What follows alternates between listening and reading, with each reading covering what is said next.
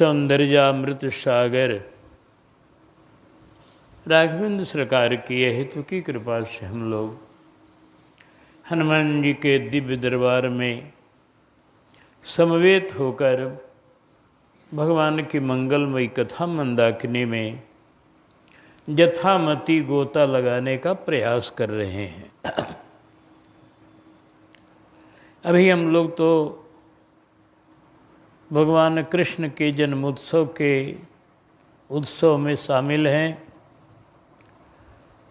जगह जगह आज श्याम सुंदर का जस संसार के कोने कोने में गाया जा रहा है।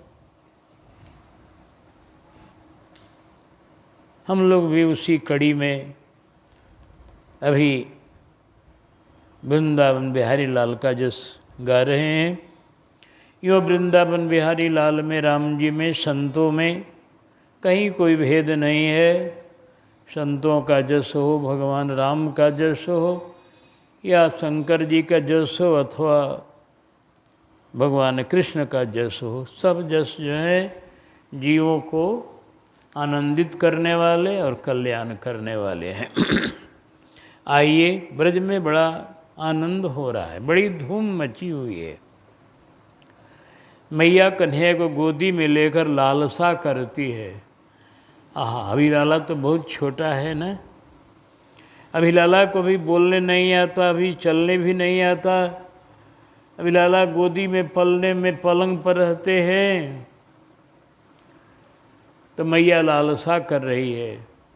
काहू दिन मैया कही कही बोले गो, मेरो भरोसो कन्हैया।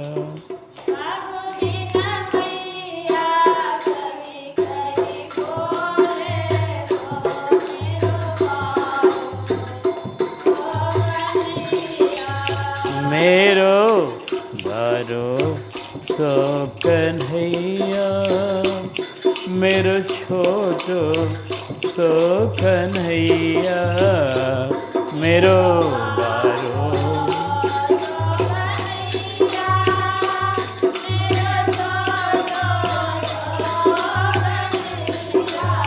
काहू दिन मैया कही कही बोले गो, मेरो बारो सो कन्हैया।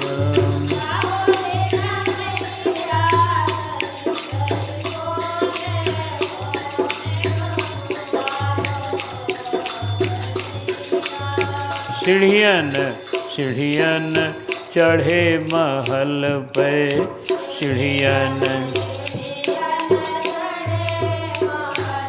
आहे सीढ़ियन सीढ़ियन चढ़े महल पे।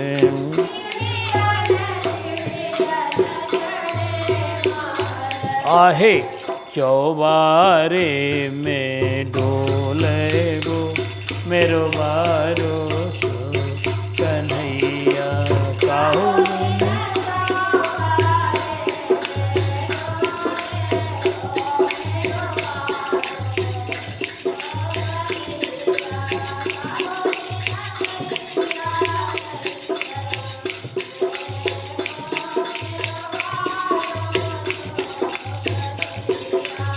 बलदाऊ के संग सखन मिली, बलदाऊ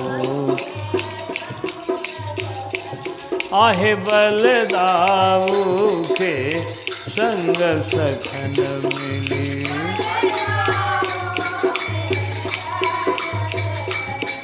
अरे आंगन माही कलोले गो, मेरो बारो सो कन्हैया। काहू दिन आंगन माही कलो गो, मेरो बारो। काहू दिन मैया कही कही।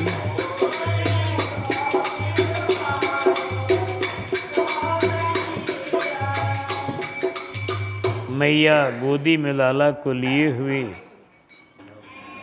इसी लालसा में भरी हुई है। वो दिन कब आएगा जब लाला के मुख से मैं मैया मैया सुनूंगी।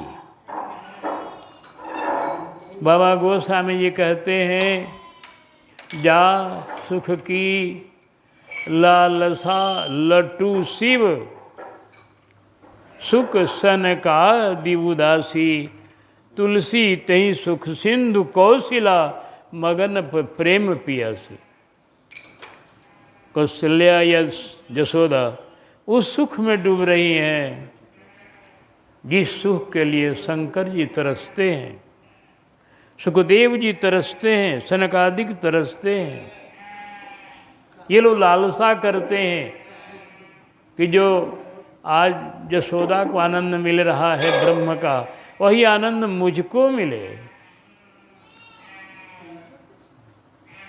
तो जिस सुख के लिए लोग तरस रहे वो सुख मैया को प्राप्त है, फिर भी अभी लालसा कर रही है कि वो दिन कब आएगा जब मेरा लाला मैया मैया कह के मुझे पुकारेगा। कितना वो आनंद होगा इसके मुख से, जब मैया मैं सुनूंगी तो कितना मुझे सुख मिलेगा। तब तक नारद जी पहुंच गए।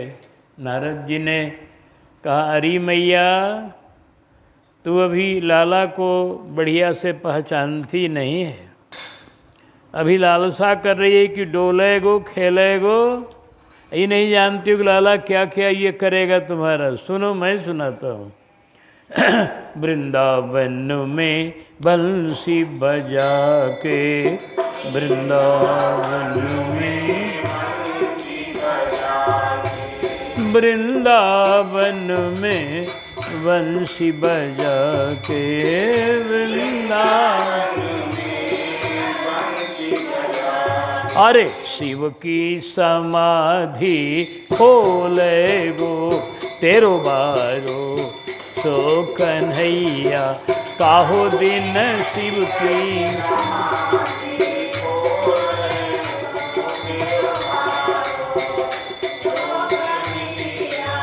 अरे तेरो बारो सो कन्हैया, तेरो छोटो सो कन्हैया, तेरो बारो।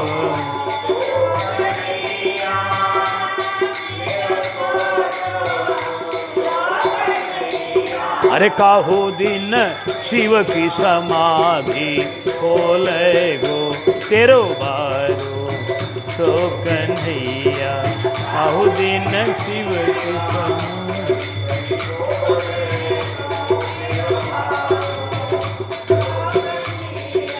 काहो दिन मैया कही कही, बोले गो मेरो बारो सो कन्हैया।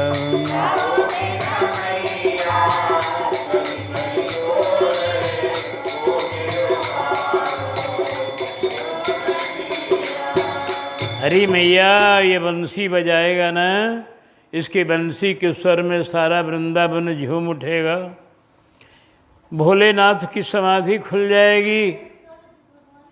बंसी के धागे पर वो भी नाच उठेंगे, बंसी के स्वर पर।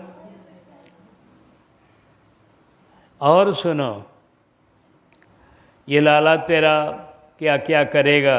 इंद्रमान मद मर्दन, इंद्रमान मद मर्दन को यह ईनमान मद, इंद्रमान मर्दन करिवे को।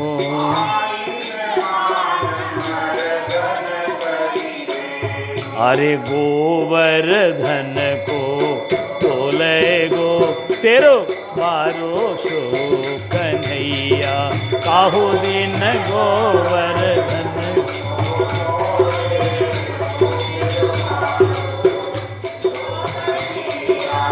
अरे तेरो बारो।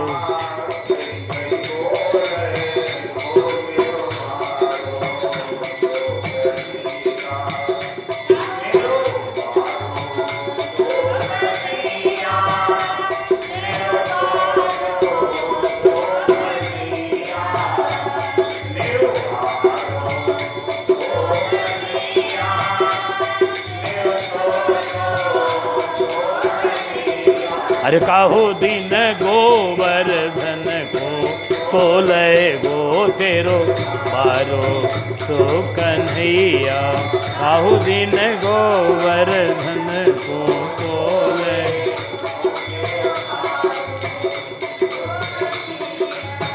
अरे मैया तेरो बारो सो कन्हैया, ये छोटा सा कन्हैया, भोला भाला कन्हैया एक दिन गोवर्धन पर्वत उठा लेगा। तो कहा समझती है लाला को भी नहीं जानती। और ये लाला के चरण में और की कवन कहे, ब्रह्मा आय पड़े चरणन में, ब्रह्मा आय पड़े, आह ब्रह्मा आय पड़े चरणन में।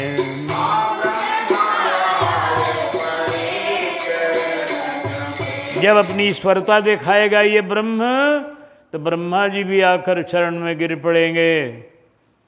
अरे जब ईश्वत्व, जब ईसत्व टटोले वो तेरो बारो सो कन्हैया। अरे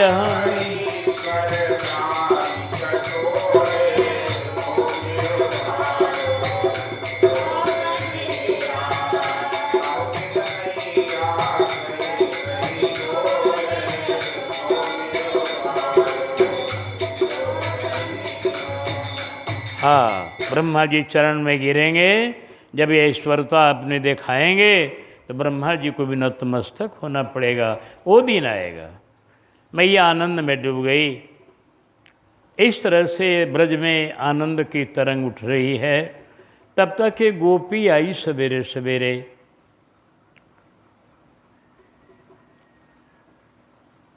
अभी सवेरा हो रहा है, तब तक गोपी पहुंच गई। क्यों हाँ, इतना सवेरे कैसे आई हो? बोली मैया तेरे लाला का दर्शन करने आ गई। अरे लाला तो अभी विश्राम में है, अभी तो मैं उसको विश्राम पलने पर करा रही हूँ। अब तू सुबह सुबह चली आई, क्या तेरे घर में काम धंधे कुछ नहीं है क्या? मैया कुछ सुनना चाहती है गोपी क्या कहती है। मैया तो बढ़िया से जानती है लाला की महिमा की। लाला के दर्शन के लिए जब ब्रह्मा और शिव आते हैं तो गोपी आवे तो कौन आश्चर्य है।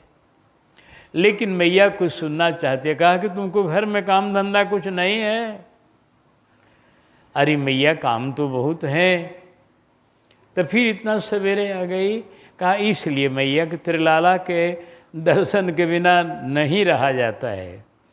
जब से तेरे लाला ब्रज में आया है, जब से इसका दर्शन हमने किया है, तो घर में मन नहीं लगता है बिना इसको देखे। तो देख के जाऊंगी तो इसका फिर कुछ काम कर पाऊंगी। हाँ, ये बात तो ठीक कहती हो गोपी, ये बात ठीक बोल रही हो। लाला का दर्शन तो कुछ ऐसा है ही, इसके देख लेने के बाद अब फिर इसको देखे बिना नहीं रहा जाएगा। अब मैया एक और बात भी है। और क्या है बोलो? एक बात और है कि जब तेरे लाला का दर्शन सवेरे सवेरे हो जाता है ना, तो दिन बड़ा बढ़िया बीतता है। बड़ी मंगलमय तेरा दर्शन, ये लाला का दर्शन है, बड़ी मंगलमय है, शुभ दर्शन है। अगर सवेरे दर्शन जब हम लोग कर लेती हैं तो दिन भर आनंदे आनंद होता है। कहा खाली मुँह देखी बड़ाई कर रही है कि तुमको कभी कोई लाभ दिखाई पड़ा है? अरे कहा कल ही मैं गई तेरे लाला का दर्शन करके, तो क्या हुआ सुनो।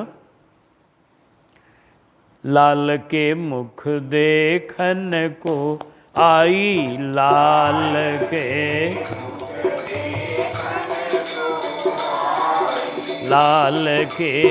मुख देखन को आई, लाल अरे कल मुख देखी गई दधि बेचन, कल मुख देखी गई दधि, कल मुख देखी गई दधि बेचन।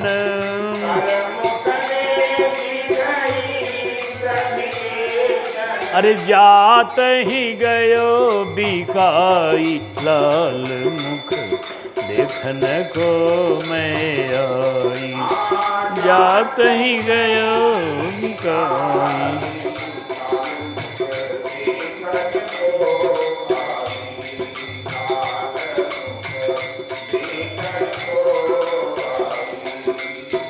नित ते दूनो दाम मिल्यो घर, नित ते दूनो दाम मिल्यो। कजरी गैया ब्याई लाल मुख देखन को मैं आई। कजरी गैया ब्याई लाल मुख देखन को, लाल मुख देखन को मैं आई।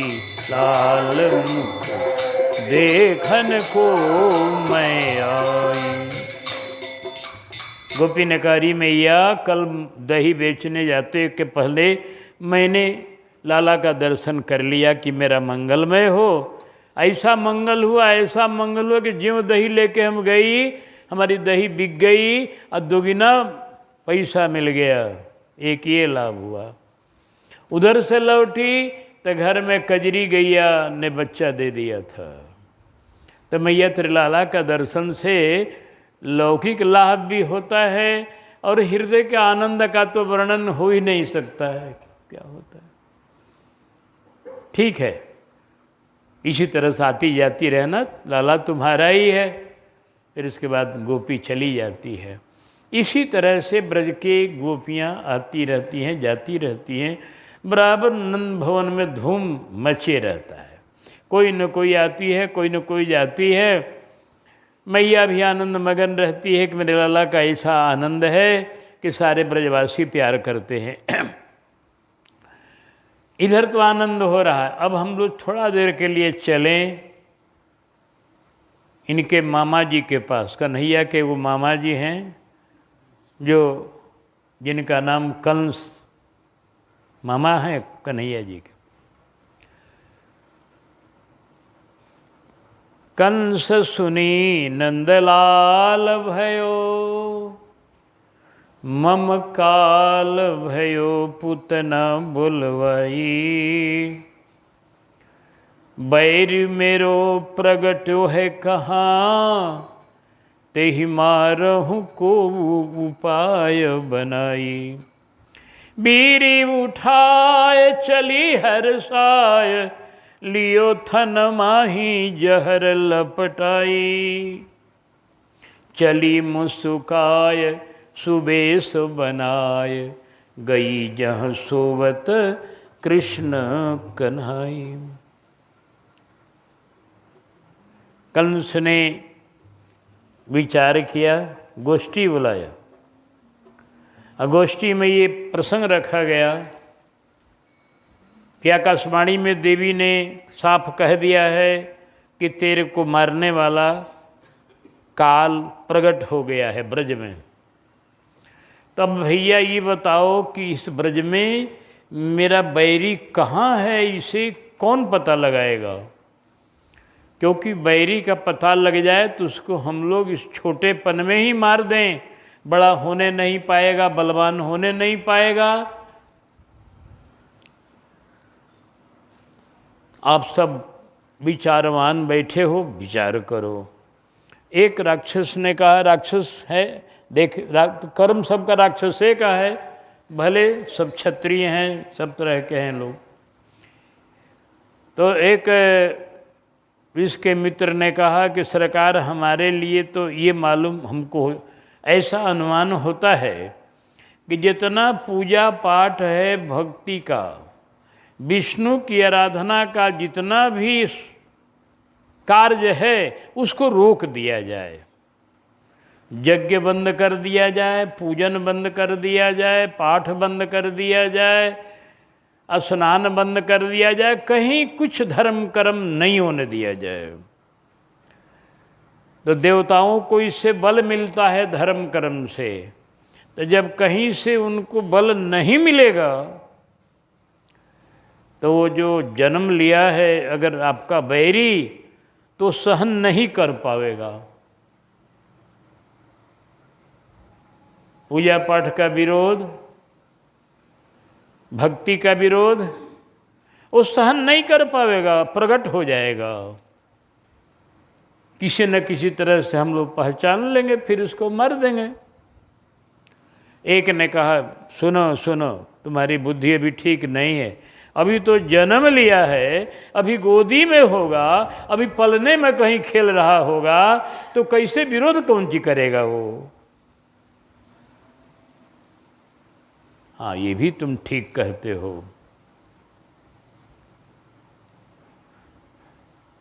पूतना वहीं पूतना बैठी थी। पूतना एक राक्षसी है और बड़ी भयंकर राक्षसी है।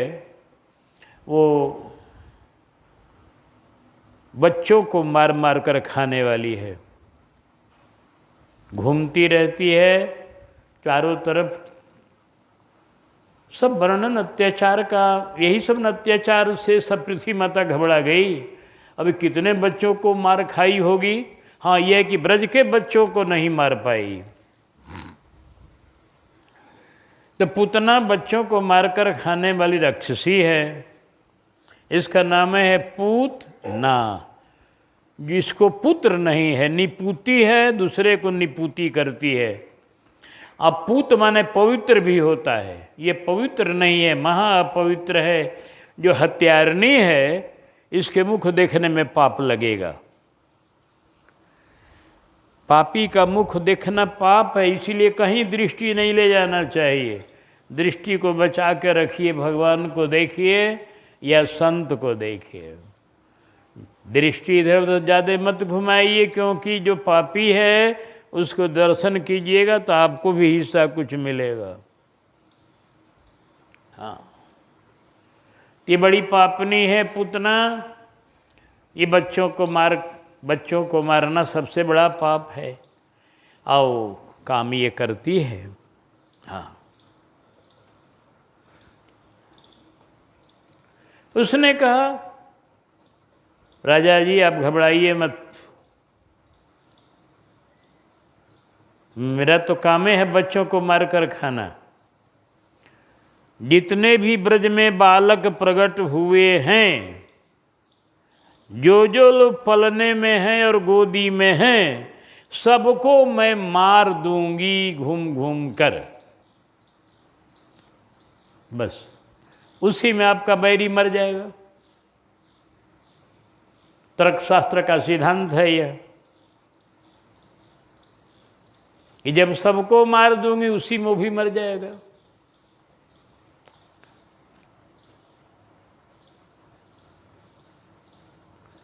हाँ, ये बात तो तू बड़ी ठीक कहती है। ठीक, तब जाओ, देरी मत करो, क्योंकि बड़ा हो जाएगा तो फिर हाथ में नहीं आएगा। अभी पलने में होगा, गोदी में होगा, तभी उसको मारना आसान है, बाद में तो कठिनाई पड़ेगी। बस कहा, बस चल दी मैं।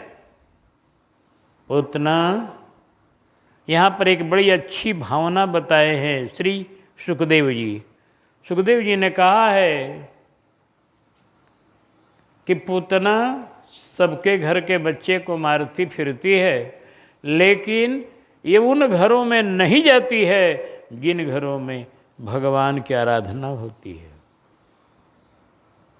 आप कहें नंद भवन में कैसे आ गई? तो भगवान की इच्छा से आई।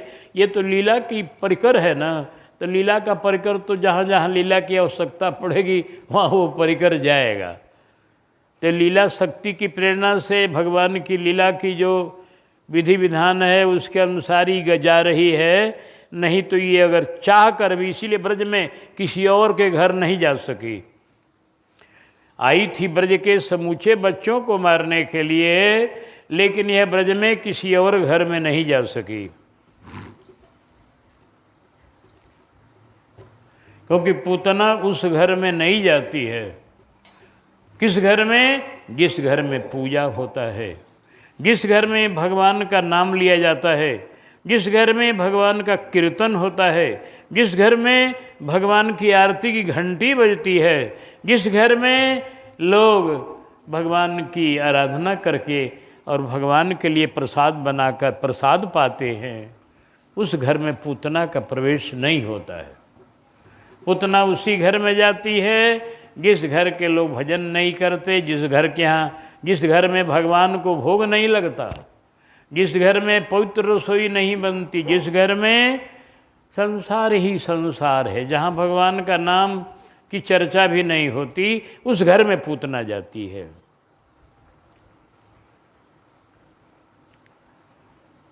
पूतना चल दिए है, बड़ी सुंदर रूप बनाया।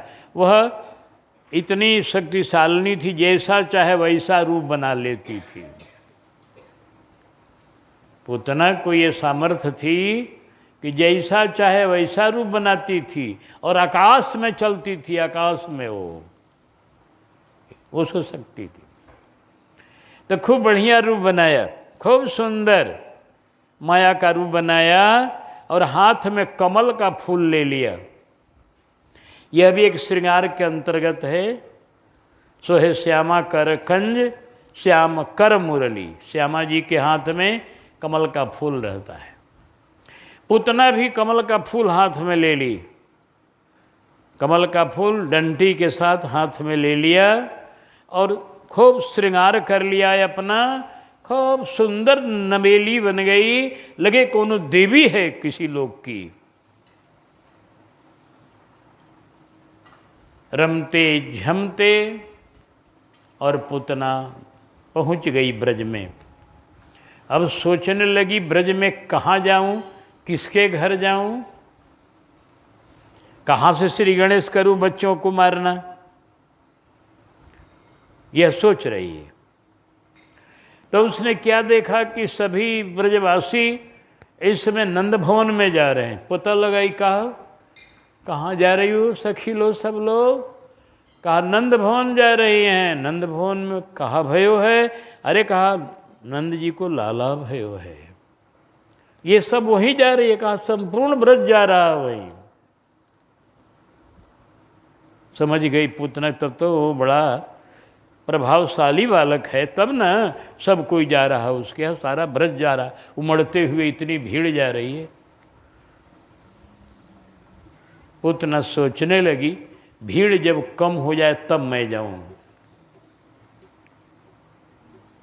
वो देखती रही, धीरे धीरे भगवत लीला शक्ति के प्रभाव से भगवान को भी तो ख्याल है कि पूतना आ रही है और उसके लिए एकांत चाहिए, हमें उसका उद्धार करना है। धीरे धीरे भीड़ छट गई, अपने अपने घरों में आई, बधाई लोग आई, बधाई लुटाई, लूटी, अपना चली गई। यशोदा मैया अकेले अब हो गई। तब वो पूतना कमल का फूल लिए हुए और रमक झमक उसके चरणों के नूपुर, कमर की करधनी, हाथों के कंगन सब बज रहे हैं। और रमकते झमकते पूतना को जब देखा मैया यशोदा ने, अरे कहा ये कौन आ रही भाई?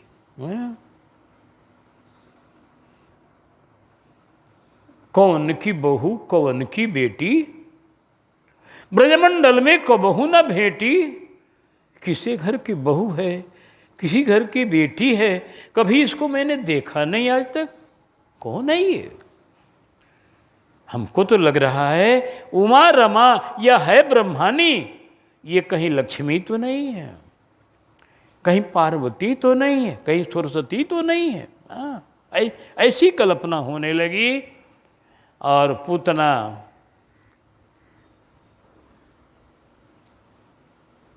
प्रवेश कर गई,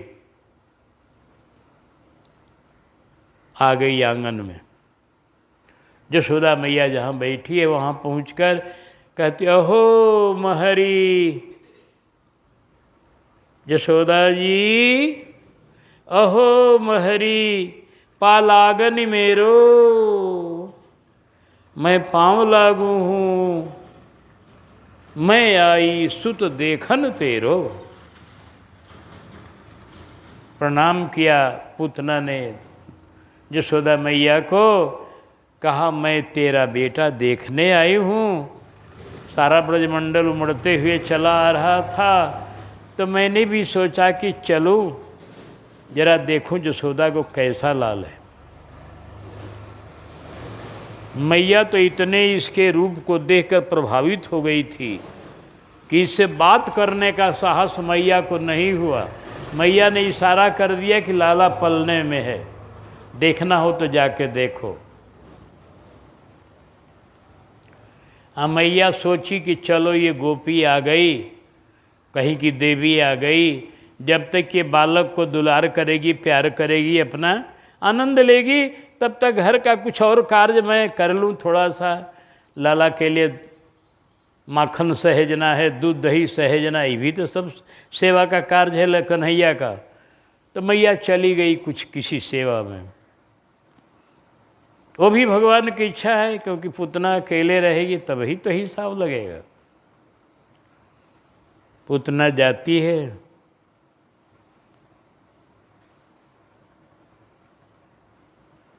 कन्हैया ज्यों देखे त्यों आंख बंद कर ली।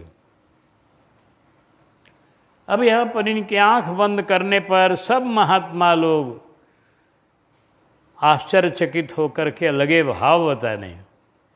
एक महात्मा ने कहा, पूतना को देखकर भगवान ने आंख काहे बंद कर लिया? कहा, भैया पूतना अविद्या रूप है। अब भगवान के नेत्रों के सामने अविद्या नहीं ठहर सकती है। भगवान के नेत्र जहाँ पड़ते हैं तहाँ से अविद्या माया भाग जाती है। जे वही भगवान देखते पूतना यहाँ से चल देती, ठहर नहीं पाती, लीला बन नहीं पाती। भगवान का लीला करनी है, भगवान का आज जिसको उद्धार करना है, इसलिए भगवान ने लीला करने के भाव में आंख बंद कर लिया। दूसरे महात्मा बोले कि सुनो सुनो, हम भाव बताते। पूतना बालकों को मारने वाली है। हत्या करना किसी का भी महापाप है, ये जान लीजिए। हिंसा पर अति प्रीत, तिनके पाप ही कौन मीति। जो किसी का जान मारते हैं, किसी जीव को मारते हैं, चाहे पशु को मारते हैं, चाहे बकरे को मारते हैं, चाहे मुर्गा को मारते हैं, किसी भी जीव को जो मारते हैं वो हत्यारे हैं। तो उन हत्यारों का हृदय बड़ा कठोर होता है।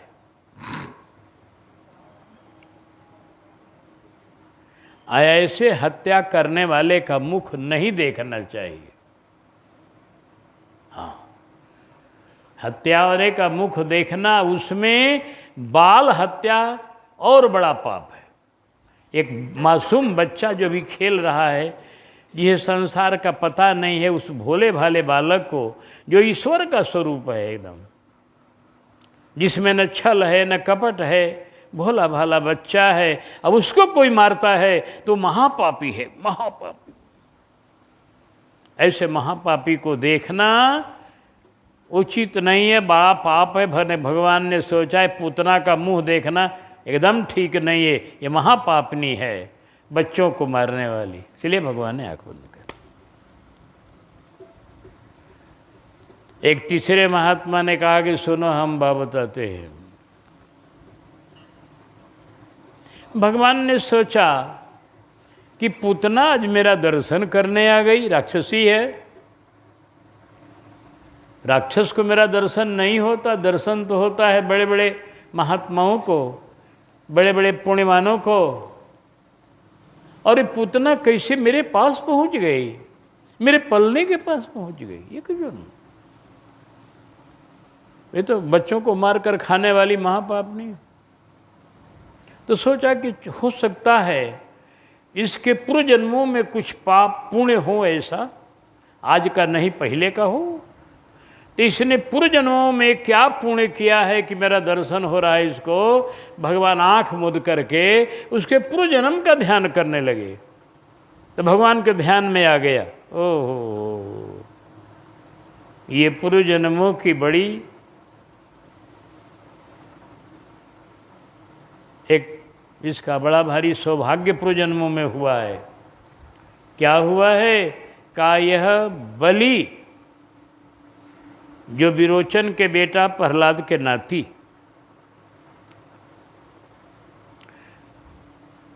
उनकी पुत्री बलि की पुत्री है यह, जिसका नाम रत्नमाला। ये रत्नमाला जो थी, जिसमें वामन जी गए, बड़े सुंदर स्वरूप उनका था। आहा,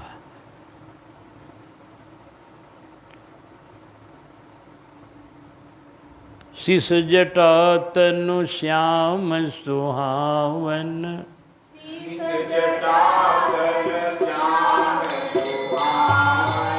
कटि कौपीन मेखला पावन,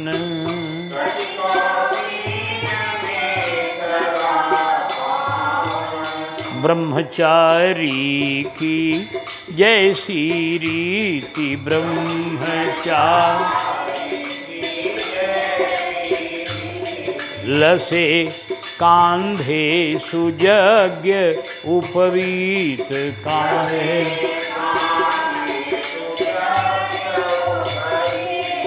कमंडलु जलजुत परम पुनीत,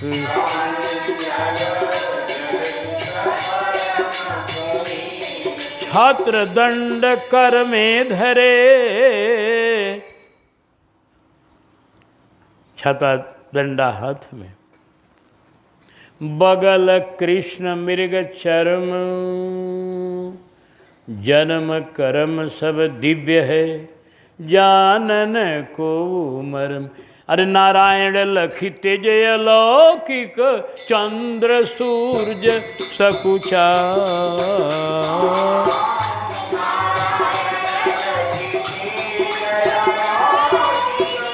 चंद्र सूरज सकुचा,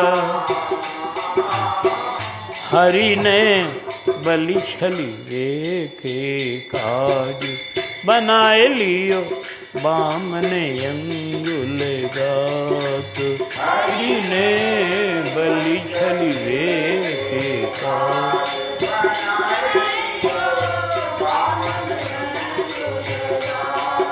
तो बड़ी सुंदर स्वरूप है।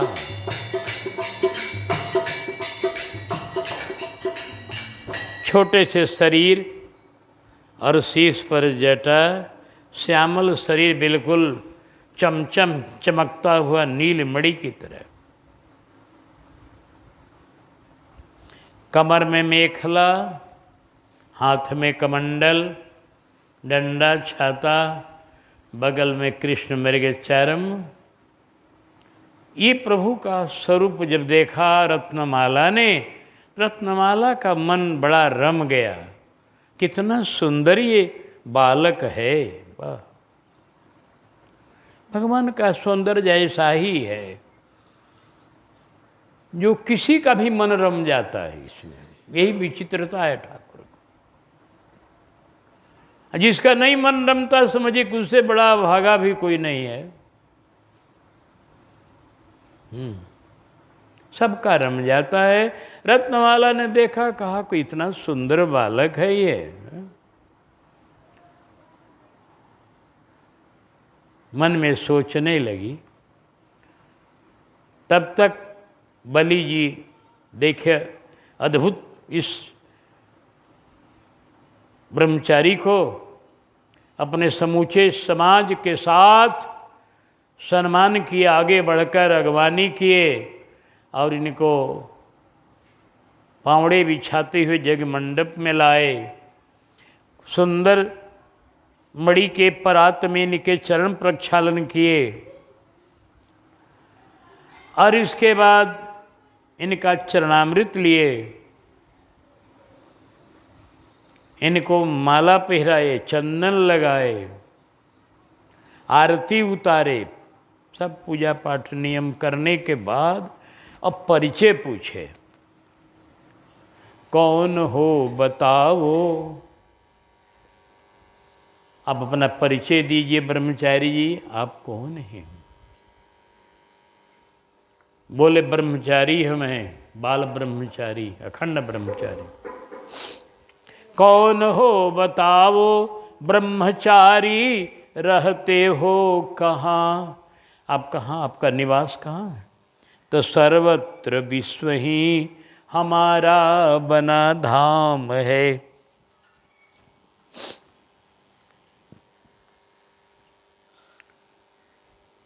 भगवान कितना बढ़िया उत्तर दे रहे।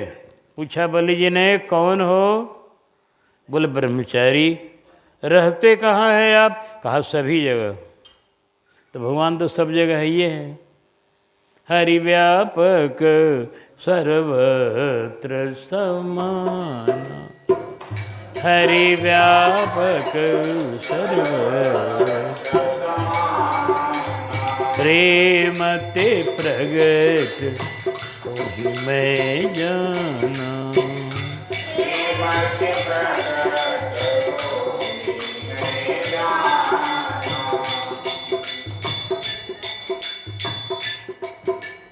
भगवान ने कहा सर्वत्र हमारा घर है।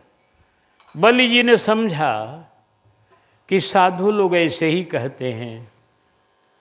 साधु लोग का सारा संसार अपना घर होता है।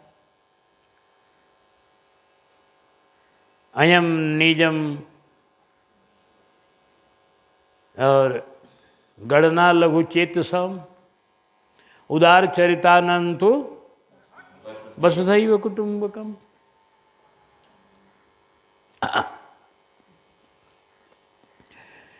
निजम परम जो है यह तो संसार का व्यवहार है।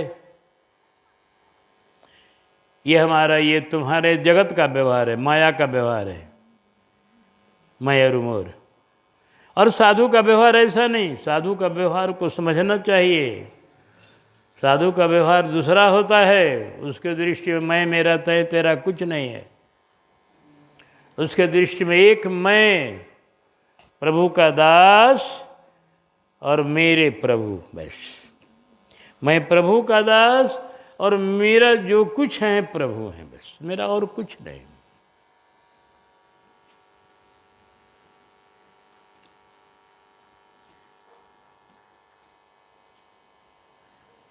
तो भगवान जो बोल रहे हैं वो उच्च कोट के ही महात्मा का लक्षण है। महात्मा भी कई प्रकार के होते हैं। एक फर्स्ट डिविजनर होते हैं, एक सेकंड डिविजनर होते हैं, एक थर्ड डिविजनर होते हैं। पढ़ाई में ऐसे न होता है। तो ये भागवत में कहा गया है, हम नहीं बोल रहे। भागवत में ये स्पष्ट कहा है भगवान कृष्ण ने, उद्धव जी जो मुझको सब जगह देखता है और सब में मुझको देखता है, सर्वत्र मुझे ही देखता है, और जिसे और कुछ दिखाई नहीं पड़ता है, मेरे प्रेम में डूबे रहता है, वह उत्तम कोटि का वैष्णव है। वह किसी गुण दोष किसी से मेरा तेरा कुछ नहीं, उसका एकदम ईश्वर का चिंतन उसके पास है, ईश्वर का भक्ति है। दिन रात ईश्वर को देख रहा है। जो भी सामने आया उसको ईश्वर का ही अंग समझते हुए उससे अपना व्यवहार रखता है, राम राम करता है, अपने प्रभु में डूबे रहता है। वह उत्तम कोटि का वैष्णव है, एक नंबर का, फर्स्ट डिविजनर।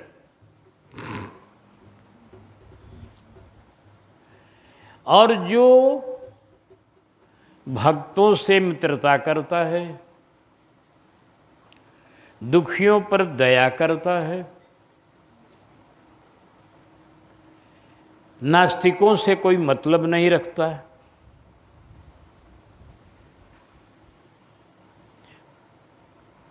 माने जिसके व्यवहार में मित्रता भी है, उदासीनता भी है, नास्तिक से उदासीन रहता है वो, अब भगवान से प्रीति उसको है, वह भी वैष्णव है। वो सेकंड क्लास का वैष्णव है, सेकंड डिविजनर है वो भी।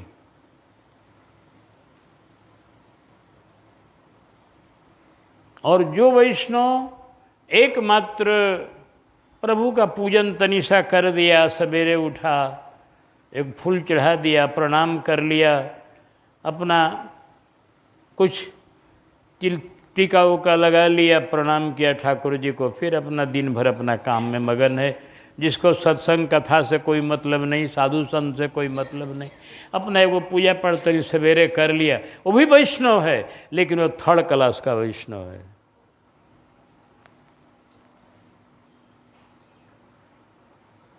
तो उत्तम कोटि के जो वैष्णव हैं उनका लक्षण यही है कि वो सर्वत्र प्रभु को देखते हैं।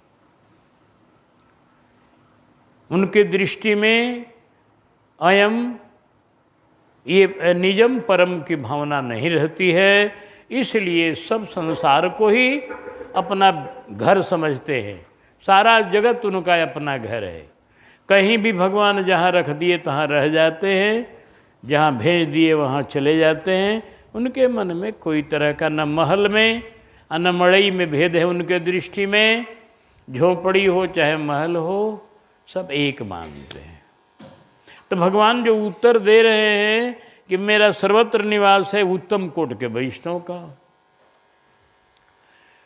बलि जी ने ही समझा कि उत्तम कोटि के साधु हैं, इनकी दृष्टि में सारा संसार ही निवास स्थल इनका है, सभी जगह इन्हीं का अपना परिवार है, बड़े उत्तम महात्मा हैं। ठीक। अच्छा महाराज जी बताइए, माता पिता कौन? आपके माता पिता कौन है? तो भगवान बोले, हूँ अनाथ, जानता हूँ नहीं। मैं अनाथ हूँ, मेरा कोई मालिक नहीं है। भगवान का मालिक कौन होगा? और माता पिता मेरे कौन है ये मैं नहीं जानता। तो बलि जी ने ये समझा कि छोटेपन में साधु बन गए हैं और इनको अपने माता पिता का यादगारी नहीं रह गया है, इसलिए नहीं बता रहे। ये समझा बलि जी। रत्नमाला वहीं खड़ी थी जब इन्होंने कहा कि मेरे माता पिता का हमको पता नहीं है। उसके मन में ये भावना तुरंत कौंध गई, एकदम इसके मन में एक बाइक एक भाव हृदय में आया, इतना सुंदर बालक और इसको माता पिता नहीं है। कितना बढ़िया होता कि मैं इसकी माँ बन जाती, मैं इसको माँ बनकर दुलार करती, प्यार करती। ये बालक कितना सलोना लग रहा है, इतना बढ़िया लग रहा है। मेरे मन में आ रहा है कि मेरा बालक बन जाता तो कितना मैं बढ़िया से इसको प्यार से पालन करती। लेकिन ये बात मन की थी, प्रकट नहीं कहा रत्नमाला ने।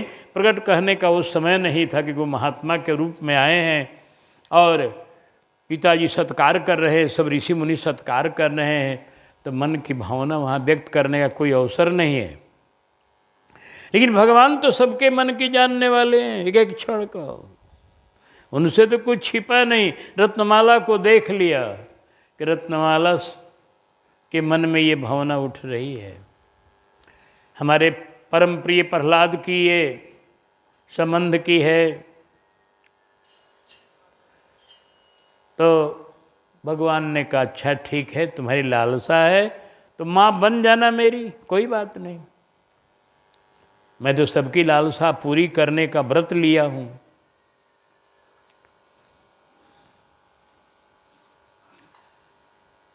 ये तो बात रही अभी जब भगवान ने कहा माता पिता मेरे नहीं हैं। फिर पूछे जात क्या तुम्हारी, आप ब्रह्मर्षि हो अथवा राजर्षि हो? बोले हमको जाति की न ख्याति मेरी, हमारे जात का कोई पता नहीं है। कोई बात नहीं, मैं समझ गया आपको कुछ पता नहीं है, न माता पिता का न जात पात का, कोई बात नहीं। नाम क्या आपका? तो बोले नाम भी अनाम है, हमारा नाम क्या बताएं आपको, हम अनाम हम हैं।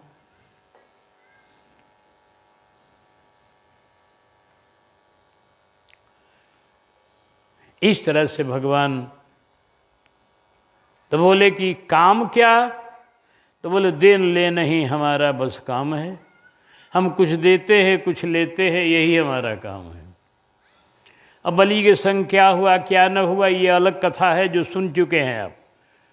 ये तो इतनी कथा से मतलब है कि भगवान ध्यान कर रहे हैं कि वही वो रत्नमाला है। पूतना कैसे बन गई तब?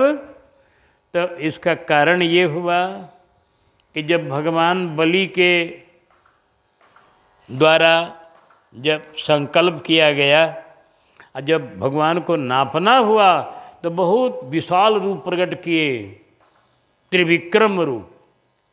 जब ही त्रिविक्रम भय खरारी, तब में तरुण रहे बलवाए। बलि बांधत प्रभु बाढ़े वो सो तनु बरन न जाए। बड़ा विशाल रूप प्रकट हुआ, भुजाएं दिशि शरीर आकाश। तो बड़ा विशाल रूप प्रकट हुआ और भगवान नाप लिए बलि का समूचा राज्य 2 ही चरण में। तो रत्नमाला ने कहा, करे ये तो ब्रह्मचारी बड़ा धोखाबाज निकला।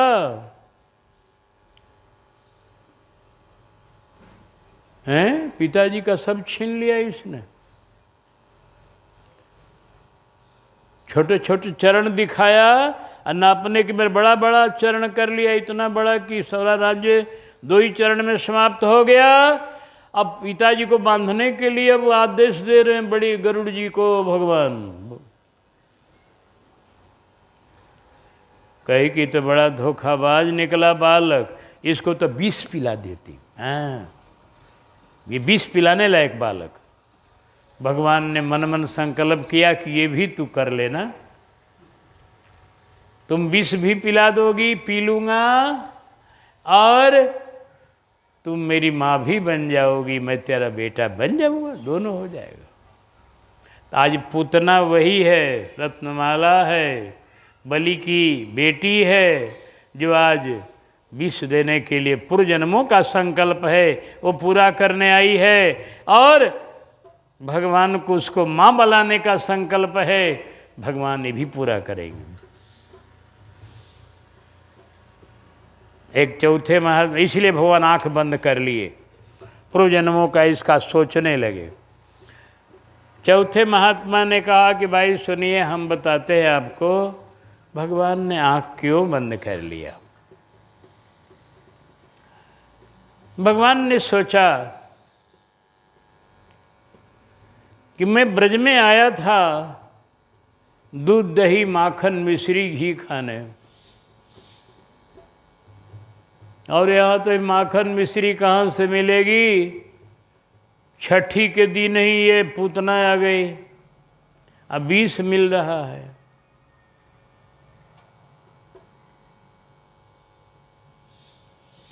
तो भोले शंकर का ध्यान करने लगे भगवान आंख मूंद कर कि हे आशुतोष, आप विष पीने का अभ्यासी हैं, आइए मेरे हृदय में बैठिए और विष पान आप कीजिएगा। मैं तो बाल कृष्ण हूँ, माखन मिश्री खाने वाला। इसलिए भगवान ने आंख बंद कर ली। एक 5वें महात्मा ने कहा कि मैं बताता हूँ, सुनो ध्यान से। भगवान ने आंख बंद काहे कर लिया?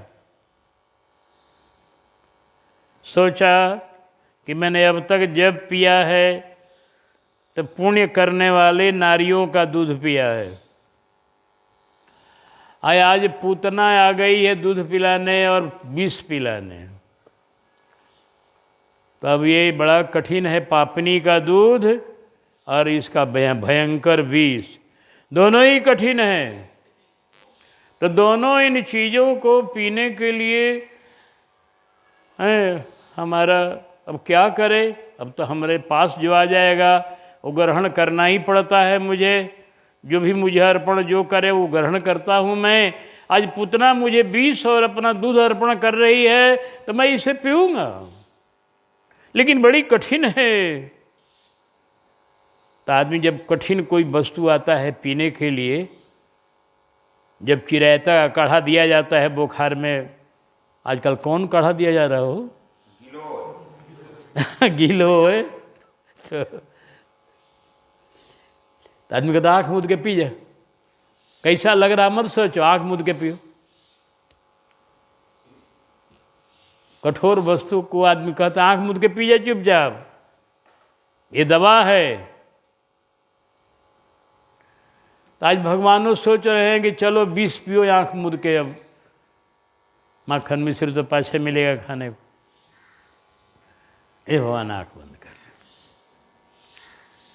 एक छठे महात्मा ने बताया कि सुनो, बात है कि भगवान के नेत्र जो है, उन नेत्रों ने सोचा कि भगवान तो बड़े दयालु है, इसे गति देंगे, अपना धाम देंगे, धाम में प्रवेश कराएंगे, ये करेंगे, लेकिन हम लोग ऐसी बाल हत्यारनी को अपने अंदर प्रवेश नहीं होने देंगे, इसलिए नेत्रों ने अपना किवाड़ बंद कर लिया।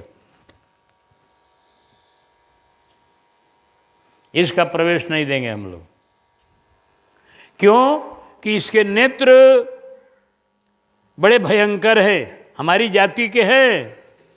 पूतना के नेत्र जो हैं हमारे, हम भी नेत्र हैं, ये भी नेत्र हैं, हमारी जाति के हैं ये, लेकिन इन नेत्रों में क्रूरता भरी है, हत्या का भाव भरा है, इन नेत्रों में अग्नि की ज्वाला बरस रही है। ऐसे नेत्रों को अपने अंदर नहीं आने देंगे, इसलिए नेत्रों ने किवाड़ बंद कर लिया।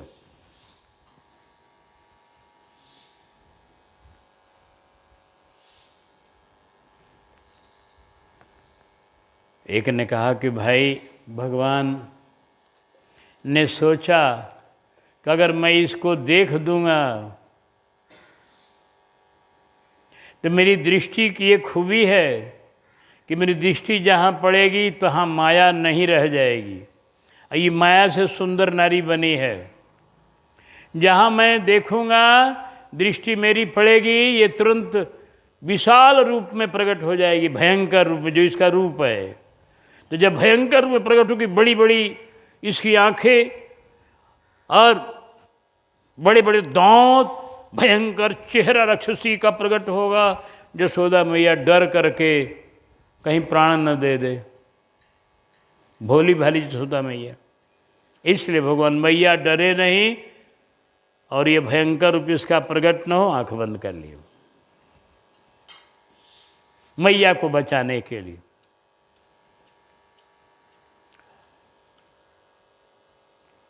एक संत बोले कि सुनो भैया, एक बात और है, मैया डरवे नहीं करेगी। जब पूतना प्रकट होगी भयंकर रूप में, तो ये राजप्रसाद भी ध्वस्त हो जाएगा।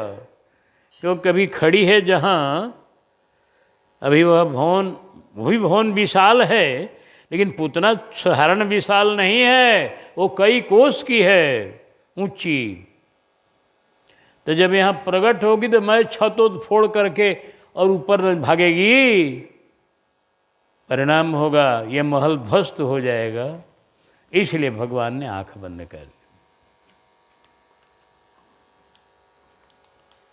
भगवान के नेत्र ऐसे विचित्र है। भगवान ने ये सोचा कि यह बड़ी भारी पाप करने आई है, बाल हत्यारनी के साथ साथ ये भक्त हत्यारनी है, सारे ब्रज के बच्चों को मारने का संकल्प लेकर आई है।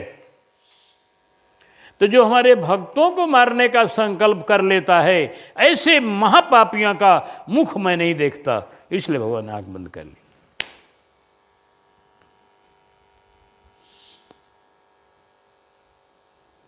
भगवान ने आंख बंद कर ली, एक योग भी करने लगे कि योग से बड़े बड़े विघ्न टल जाते हैं। आंख बंद करके भगवान एक योग करने लगे। अनेक तरह के भाव संत महापुरुषों ने बताया है कि भगवान आंख बंद काहे कर लिए।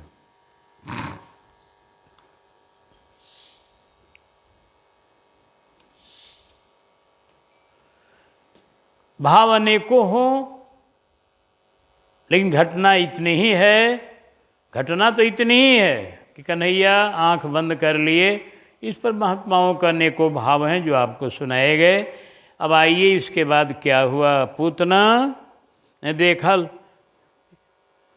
आंख बंद है इसकी, क्योंकि अजन्मी को देखकर बालक लोग थोड़ा भयभीत होते हैं, आंख बंद कर लेते हैं। भगवान ने वही लीला दिखाई कि मानो पूतना को देखकर मैं डर गया और आंख बंद कर लिया। लीला में वही देखा। पूतना ने देखा इस बालक की आंख बंद हो गई मुझको देखते ही, समझ गई कि बालक भयभीत हो गया है। बस तुरंत उस बालक को दुलार करने लगी। लुरु लुरु लाल जी चूमू तेरा गाल जी, लुरु लुरु लाल जी। गोदी में उठा ली है। आहे लुरु लुरु लाल जी चूमू तेरा गाल जी, लुरु।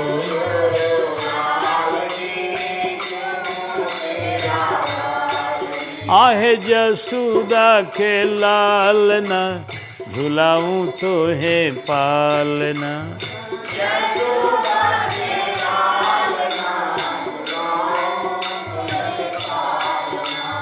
यशोदा के लालना झुलाऊं तुम्हें पालना।